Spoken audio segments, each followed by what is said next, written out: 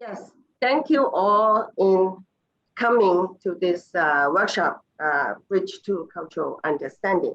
This is really a time for learning the culture. I learn from you, you learn from me. It is a learning section.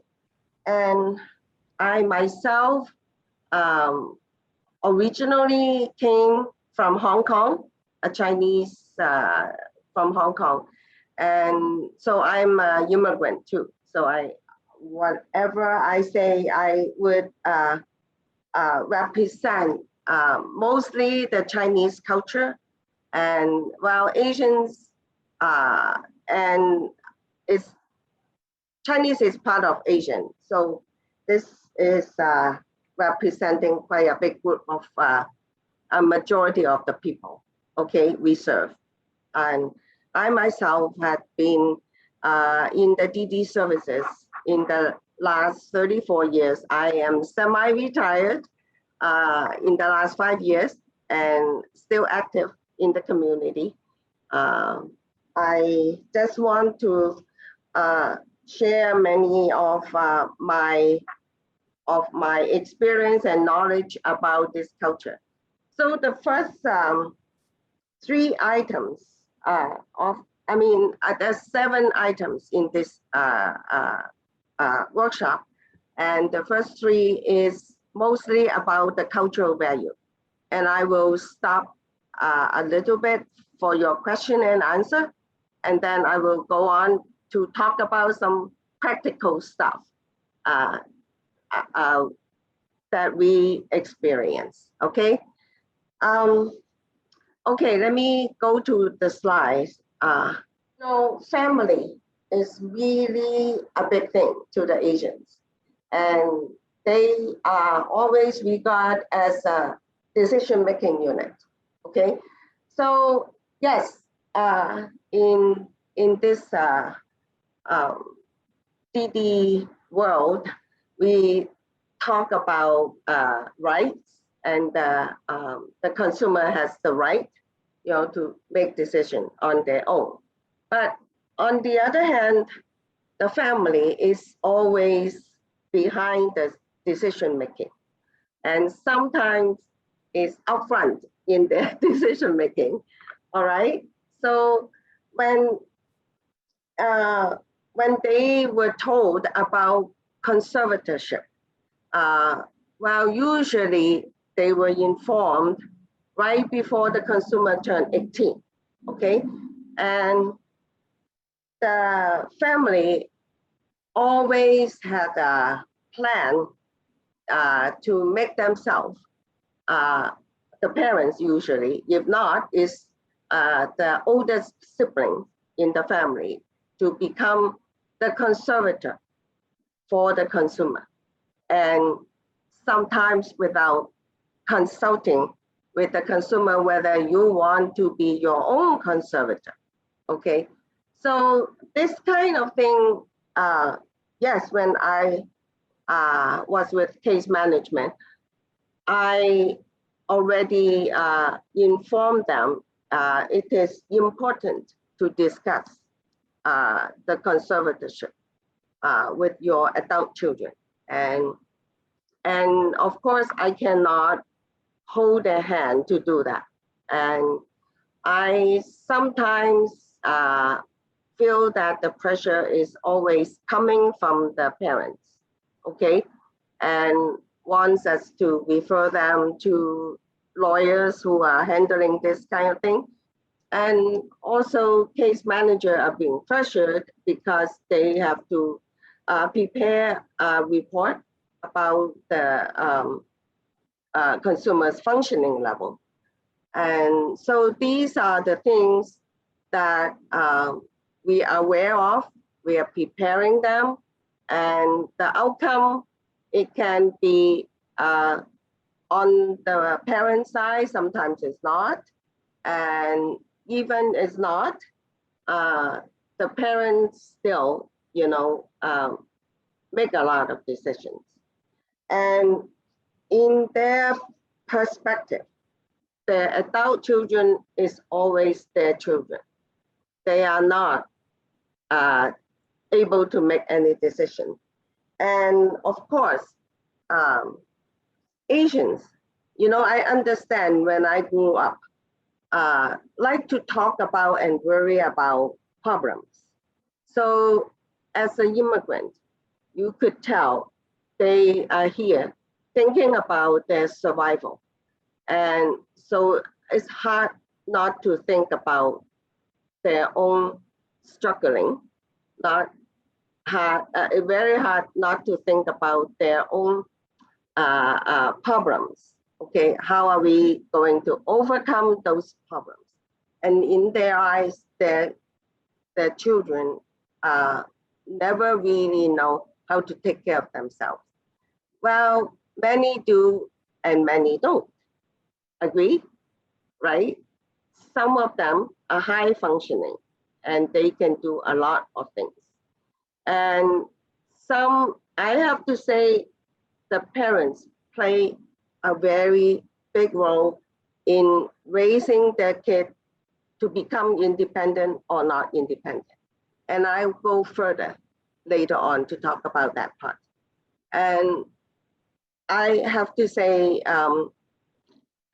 it sometimes can be a big issue when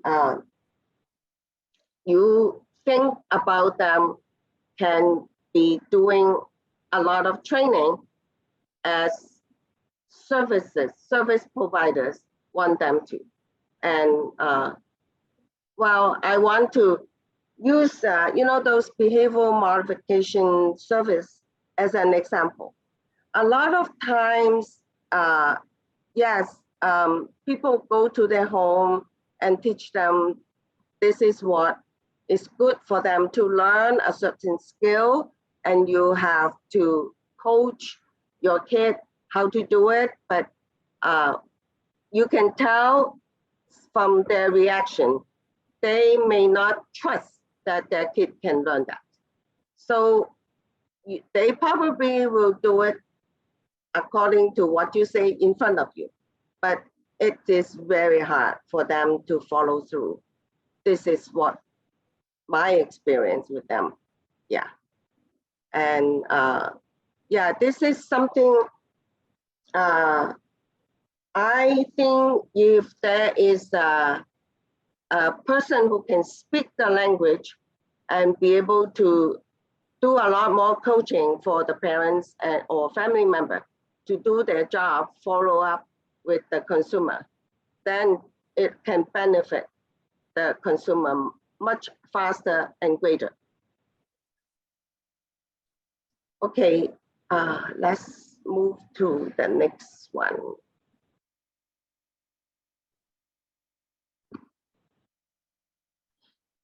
Yes, this one is independence and versus interdependence. Okay, we all know in the American culture is starting from age 3 when the kid enter preschool.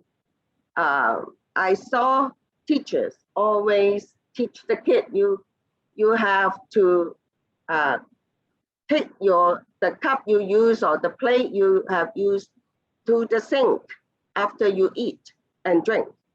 And this is a training. But at home, a 3-year-old, sometimes not even a 5-year-old or a 10-year-old would do that at home because parents serve them. They think they need to be taken care of, because they have, in their eyes, they have no ability to do those things. And this is a concept about training a special needs kid to gain a skill.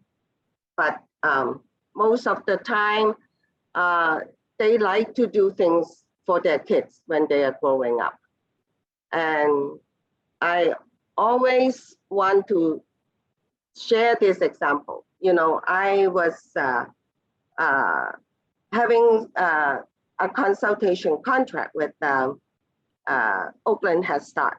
And then the teacher always say to me, you know, those Asian kids, they do not know how to pour a drink for themselves, and because there's no strength on the hand. But the parents told me they can punch me when they are throwing a temper tantrum, okay? So this tells you, you know, training is something they have to buy in. And this is something I always tell them. Yes, your kid will be growing up in America, and you have to know who are their peers and what their peers can do. And if your kids cannot do it, it is no good, okay? When they are growing up, it really hurts their confidence, you know? And we are here to build their confidence to do things that in the parents' eyes, this is called independent skill, okay? And somehow they understand the good thing if they buy in your concept about training the kid to learn a certain skill, okay? Then they feel, see, my kid is great, okay? Then they are very proud of their kid be able to do something which they don't expect. Yeah, so this is, it needs some time for them to learn that, okay? And well, the concept about interdependency, it is always the case in Asian families. And family in Asian country is very important, as you can tell. In many of the Asian restaurants, or if you have friends, Asian friends, you invited to their home for dinner or whatever meal, they usually gather around a round table, okay, instead of the square or the rectangular table, because round to them is interconnected. So we share the dishes instead of passing around the dishes, okay? And so this kind of thing, it is very important. But on the other hand, this interdependency can go to an extreme. For example, as the parents age, they always like to take care of their kids with special needs. And so they probably live with them for the whole life and take them out for a walk, take them shopping, all that. And you can ask, is it for the parents' need or for the consumer's need? Okay, but on the other hand, this interdependency can be a good thing too, because we all need each other. Yeah, this is something, to some extent, it is good because the parents want to be connected with their kids, and the kids know how important parents are. So this is the value that we embrace in the Asian culture. But of course, some extreme cases is that interdependency turn out to be like abusive to some extent, and they cannot cut off. This is a very pathetical situation, which I don't want to go any further, but this happens, yeah. And most of the time when we talk about independent living skill training, and this is something the trainer probably want to take them out to train them how to do shopping, pick your own item to buy, and also to do some money management, to do budgeting, and or taking transportation from for a short trip from one destination to the other. These kind of things, I don't think that parents can let go because the emotion is involved. The emotion can be fear, a lot of fear, and don't really trust the kid can learn. But somehow parents also can be trained too, in my eyes.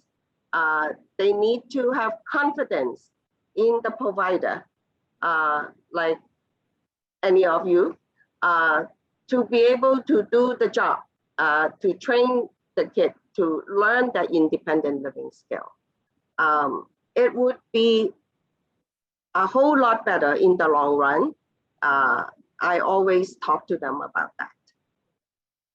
And okay, let's move on to another one. Okay, I'm sure this is very familiar to all of you, the importance and relationship of food. And yeah, this is a very important part in the Asian culture. When I go to home visit to do either IPP or to do assessment, they always offer me some food. Okay, either it's a very fancy drink or some of their snack food that they prepare, and it is to serve you with their food. It is an expression of love. Okay, you have to take their food, even though you probably don't like it that much. Maybe take a little sip or a very small mouthful of what they offer you, because they feel offended if you don't want it. Okay, and on the other hand, when it comes to, oh, they put their kid in your boarding care home, or they put the kid in your day program, or respite services, you know, you come to their home and they make sure you serve what they prepare to their kid, because they have a lot of, in their eyes, a lot of health value in the food that they made. Okay, so a lot of times they do not want to put the kid in the day program because they want to make sure their kid can have the diet they prepare.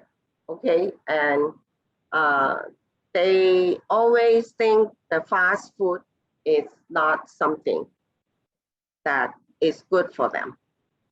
And so in many occasions, you know, either it's a celebration or a sad situation, or any of the cultural events, you know, in the community, or in a faith community like temple or church, they always bring food along for the event.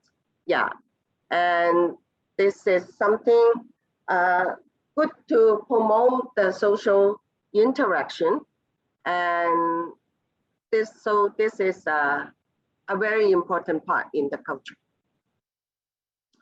So I want to stop here a little bit, and if you have question, I want to take about 3 minutes to answer your question. I have a question, Esther. This is Denise Bradley. Hi. Hi there. And thank you for these, because, you know, we have worked with Asian participants in our day program, and I've always felt some of these things, but couldn't quite put my finger on it. And one of the questions that I have with the new HCBS rules coming out Mm-hmm. that are sort of forcing us as providers to, um, focus on the participant instead of the family. Um, Mm-hmm. how are you all getting through that landmine? I mean, I feel very strongly that it's a family thing and not an individual thing, and that you have to kind of work with the whole family, not just the participant. But many people at Regional Center don't feel the same way. And so it sort of sometimes puts you in a situation where, you're in a, or you can get into an adversarial relationship with parents or family members. Mm-hmm. Mm-hmm. Mm-hmm. Um, I always try not to get into that kind of thing, Mm-hmm. um, Mm-hmm. by just acquiescing. But with, all of the changes coming with HCBS, I'm wondering how, because I mean, I think this is also an issue in Latino families too, and some other Yeah. ethnic groups. Mm-hmm. So I'm just wondering how you all handle those kinds of issues around HCBS, and the way in which the regs are written. It was written more towards that independence instead of the interdependence. Uh, yeah, that is the conflicting things there. And I always prepare the parents first before uh, you go to see them. And this is something you guys can offer, and definitely their parents' participation is important because you want them to follow through, right, at home. And well, on the other hand, you can assess, uh, is the parents and the adult kids relationship good or bad? If the uh, adult kid is really resistive towards the parents, that may be, you ask them who has a good relationship with this adult kid, and go from there. So any other questions?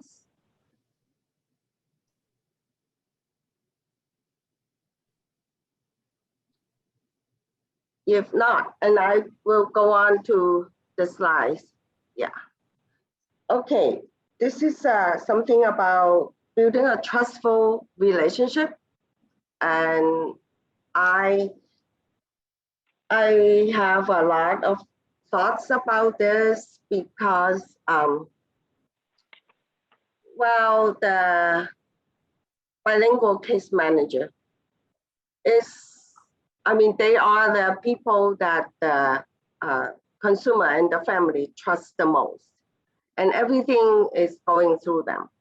And I think the consumer and the family should build a trustful working relationship, and that can really help to do a lot more in the program or services they receive. Okay, and I want to share something about Asians. Uh, their expressive language and their body language are very, very different from Americans. I remember when my kids were young, when they were in preschool, they were told to do a show and tell with whatever item they brought to the school. But in um, Asian preschool, my kids were told you have to raise your hand and use your other hand to cover your mouth, and you, before you were told to talk, you keep doing this, okay? So that's, I mean, you cannot free to express yourself, all right, pretty much. And this is a very extreme case, but what I'm telling you is we are not encouraged to express ourselves, okay? So in many ways, the expressive language can be very simple and short, and sometimes to the extent can be blunt. And then in terms of the body language, they just don't move around that much, or yeah, and they, in front of authority, they always have their head down and always, I mean, head down means you don't have any eye contact with the other person. And in the Americans' way of looking at it, it could be very impolite. But on the other hand, their expression this way means humble towards authority. So, so don't misunderstand that they are not paying attention to you or being impolite. No, they, I mean, you could say this can be a submissive way to express themselves. Okay, and yeah, and then when they you know, ask questions, they want some tangible answer. It's not talk. It has to be something tangible and solid. And well, I could give you some of my example. How am I building relationship with them? Well, I have to say many of them come across many crises in raising a kid with special needs, and also their own life crisis in America, because they don't know how to navigate the system. So we case managers had to prepare them how to prevent this kind of crisis. But would they really follow through with what you say? Probably not. Sometimes things happen. They call you and want attention right away. And I would say this is a crisis, and we have to act immediately with them. So at that moment, whatever you say, they follow you. So this crisis intervention, if you offer the help, tangible and solid and effective, that can build up a trustful relationship. But I'm not saying you create a crisis for them to listen to you. No. To build this trustful relationship, first, I think, is to listen. There's many stories on their hand. So pay attention to their storytelling.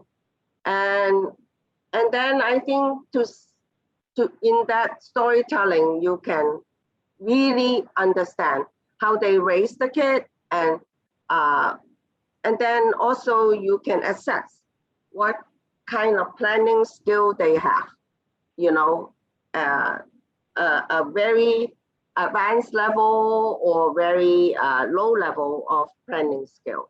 And then you can, if people have very poor planning skill, you probably, yeah, to intervene at a crisis moment, but then to build that trustful work relationship. But if it is people have good planning skill, I'm sure you meet with them a few times, you get that idea from talking to them. So in that case, you can, you know, find the moment to talk about what you plan to do and what you expect them, you know, to do it at home too. And yeah, this kind of thing, it is very important. Yeah, it is. I mean, it is the time, it is the health, it is the information they need and or strategy they want. This is all come to play, and always, if you go to into their home, I think it will be even better, because the home, they feel more comfortable, natural. To do a home visit is always good if they welcome you. Yeah. And in a setting like the day program, they may not feel comfortable because this is something not familiar to them. Okay. And yeah, sometimes, for example, to offer to go home, then they don't need to think about how to access for transportation to come to your site.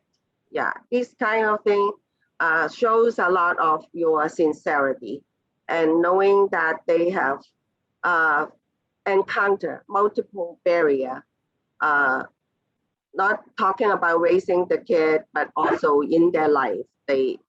I mean, language is always a barrier. Transportation can be the second one. And yeah, and other issues you can think about, you know, when you see them. Yeah.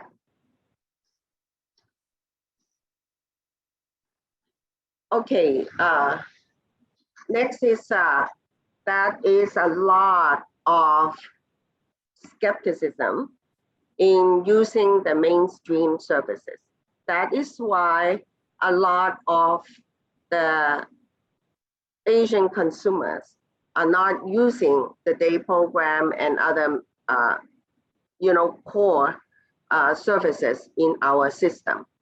Well, a lot of their background is either refugees or immigrants, and they have limited understanding about our complicated service systems. You talk about healthcare, you talk about school systems, you talk about the legal system, you talk about government's benefits, all that are very complicated. And they usually get the information through the word of mouth, okay? And that may not be correct. If you don't go to the correct source, then you get the information wrong. And well, just give you one example. That is a family with Down syndrome, adult, Vietnamese adult, and they are immigrants. They came here a few years ago, and they do not want to have the regional center services because they believe it can jeopardize their immigration status by getting these services. But on the other hand, they are getting the IHSS services. This is funny, right? And so this is, I think, I don't know where they get the information from their friends or somebody in the community. And so it takes us a long time to correct their attitude in looking at these kind of services, what we call entitlement services. And we don't charge, we don't assess your income or that kind of thing. So the services that we offer them is pretty much, I told them, it's like going to school, and the school never charge you, right? And then because you are at that age, you need to put the kid in school, and it's the same thing. You have eligible diagnosis, you can get regional center services like that too, okay? So yeah, we have to use those simple words and to make them understand at their level of understanding, putting up examples that they know what that is. Because entitlement is word, it is a big word, okay? So they won't understand it, yeah. And the other thing is a big concern, they don't know how the mainstream service providers look at them. And first of all, many of them come from the Asian country. They do not have a lot of trust in their government, okay? Talking about those war-torn countries, like Vietnam, like Cambodia, Laos, all that. And also from China too, okay? And so mainstream, a lot of the services are funded by government. So, as you know, we every intake for services is asking a lot of questions, and people can be uncomfortable in answering them. So this is a concern from the client and family.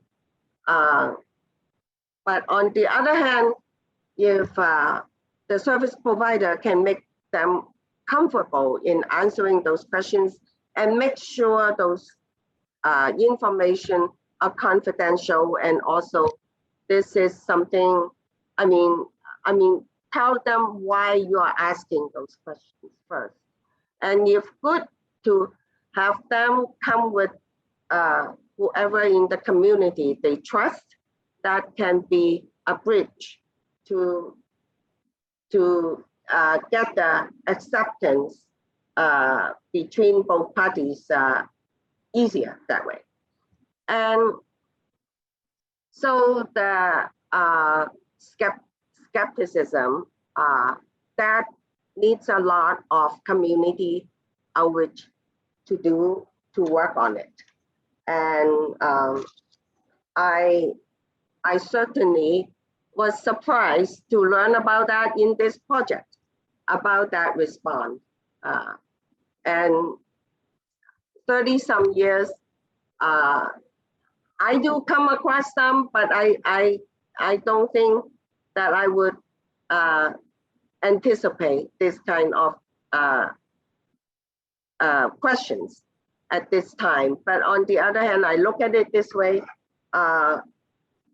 30 some years ago, it was just the refugee coming in from those war-torn countries and settling down in here. So yeah, I deal with this a lot. And now it's not refugee anymore, they come in as immigrants. And then immigrant usually a sponsor, they have a sponsor family to show the affidavit of support, in immigration before they give you the visa to come. So this kind of thing can be very scary to them, because again, government stuff, they can do a lot without making you understand why they are doing it. Okay, yeah, so I want to give you some background about this. Direct communication with the family. And okay, a lot of them have either limited English or no English, okay? And so as a provider, I think you should give a lot of consideration. This is not their native language. So they don't know how to use our professional lingo, or they don't understand it either. And the tone of voice can be different. And because, I would say many Asian immigrants, they talk really loud, because back in the country, the the noise level is tremendous because it's very crowded and you always talking in front of a big crowd of people, but your conversation is between 1 or 2%, but still have to be loud, okay? So they are loud doesn't mean that they are yelling or anything. It is a natural tone of voice for them. And so, but that can really change the communication received and interpreted, okay? And well, I always encourage you to identify an authority figure in the family because I know that you may not have a whole lot of time, but to find who has the authority in the family is important because you talk to that person directly, okay? And save you time, and also this person make a lot of decisions too, okay? So on the other hand, whether the service can be continued for that adult child or not is mainly this person's decision.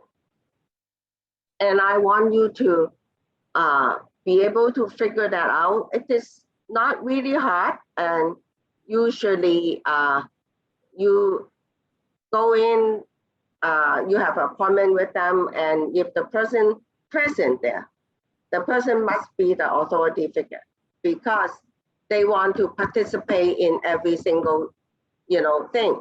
It is their job, like, okay.